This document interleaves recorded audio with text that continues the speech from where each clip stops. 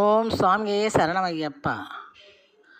புலிதனில் வளம் வரும் புனித தயாளா, புலிதனில் வளம் வரும் புனித தயாளா, புத்தொளி பாய்ச்சிடும் புண்ணிய சீலா, புத்தொளி பாய்ச்சிடும் புண்ணிய சீலா,